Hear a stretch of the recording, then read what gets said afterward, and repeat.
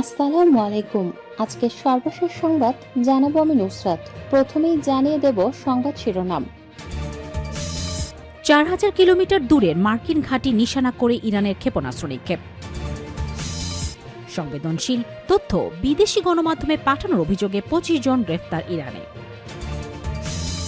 হুরমুজে নিরাপদে নৌ চলাচলে ২২ দেশের জোট, যুক্ত হল সংযুক্ত আরব আমিরাত ও বাহরাইন।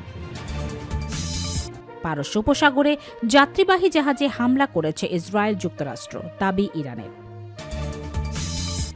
সর্বশেষ জানাবো বাহরাইনে মার্কিন ঘাঁটিতে একাধিক বিস্ফোরণ। শিরোনাম শুনলেন, এবারে বিস্তারিত। ৪,০০০ কিলোমিটার দূরের মার্কিন ঘাঁটি নিশানা করে ইরানের ক্ষেপণাস্ত্র নিক্ষেপ। ভারত মহাসাগরের গুরুত্বপূর্ণ সামরিক ঘাঁটি দিয়েগো গার্সিয়াকে লক্ষ্য করে দুটি মাঝারি পাল্লার ব্যালিস্টিক ক্ষেপণাস্ত্র ছোড়ার চেষ্টা করেছে ইরান। এমন দাবি ঘিরে নতুন করে উত্তেজনা তৈরি হয়েছে চলমান যুদ্ধের। বিভিন্ন আন্তর্জাতিক প্রতিবেদনে বলা হয়েছে, ছোড়া দুটি ক্ষেপণাস্ত্রের মধ্যে একটি মাঝপথে ভেঙে পড়ে এবং অন্যটি প্রতিরক্ষা ব্যবস্থার মাধ্যমে ভূপাতিত করা হয়। তবে হামলা সফল হোক বা না হোক, এই প্রচেষ্টা কৌশলগত দিক থেকে বড় বার্তা দিয়েছে বলে বিশ্লেষকদের মত। দিয়েগো গার্সিয়া দ্বীপটি যুক্তরাজ্যের নিয়ন্ত্রণে এবং এটি যুক্তরাষ্ট্রের অন্যতম গুরুত্বপূর্ণ সামরিক ঘাঁটি। ইরান থেকে এর দূরত্ব প্রায় ৪,০০০ কিলোমিটার, যেখানে তেহরান এতদিনে তাদের ক্ষেপণাস্ত্রের সর্বোচ্চ পাল্লা ২,০০০ কিলোমিটার বলে দাবি করে এসেছে।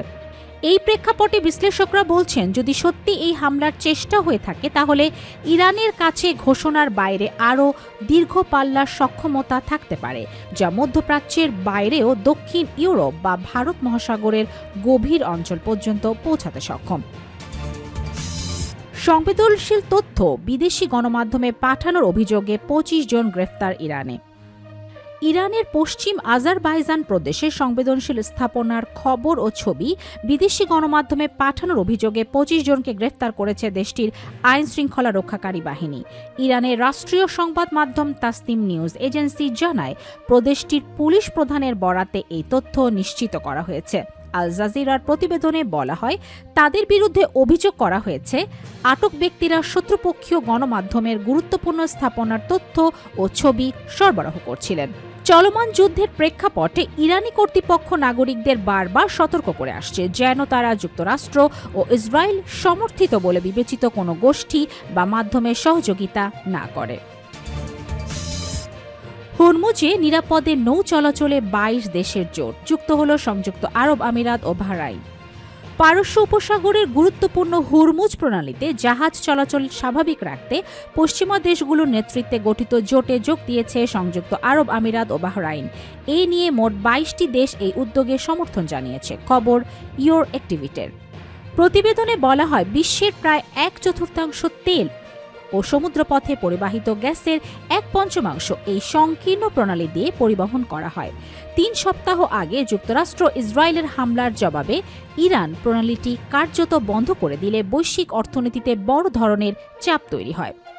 এই ঘটনায় প্রথমে বৃহস্পতিবার যৌথ বিবৃতি দেয় ফ্রান্স, জার্মানি, যুক্তরাজ্য, ইটালি, নেদারল্যান্ডস ও জাপান। এতে ইরানের পক্ষ থেকে হুরমুজ প্রণালীর কার্যত বন্ধ করে দেওয়ার নিন্দা জানানো হয়। পারস্য উপসাগরের যাত্রীবাহী জাহাজে হামলা করেছে ইসরায়েল যুক্তরাষ্ট্র, দাবি ইরানের। পারস্য উপসাগরের বেসামরিক জাহাজ লক্ষ্য করে যুক্তরাষ্ট্র ও ইসরায়েল হামলা চালাচ্ছে এমন অভিযোগ করেছে ইরানের সশস্ত্র বাহিনী, খবর স্কাই নিউজের। এক বিবৃতিতে ইরানি বাহিনীর এক মুখপাত্র দাবি করেন, ইসলামিক প্রজাতন্ত্র ইরানের সশস্ত্র বাহিনীর শক্তিশালী আঘাতে পরপর ব্যর্থ হয়ে যুক্তরাষ্ট্র ও ইসরায়েল এখন ব্যক্তি মালিকানাধীন জাহাজ ও যাত্রীবাহী পরিবহন লক্ষ্যবস্তু করছে।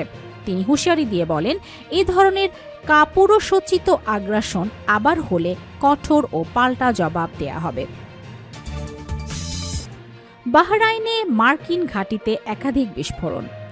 বাহরাইনের যুক্তরাষ্ট্রের মালিকানাধীন জুফায়ার সামরিক ঘাঁটিতে একাধিক বিস্ফোরণের ঘটনা ঘটেছে বলে জানিয়েছে ইরানের রাষ্ট্রীয় গণমাধ্যম তাসনিম নিউজ এজেন্সি। প্রতিবেদন অনুযায়ী টেলিগ্রামে প্রকাশিত পৃথক একটি তথ্যে বলা হয় দ্বীপ রাষ্ট্রটি বিভিন্ন স্থানে শক্তিশালী বিস্ফোরণের শব্দ শোনা গেছে।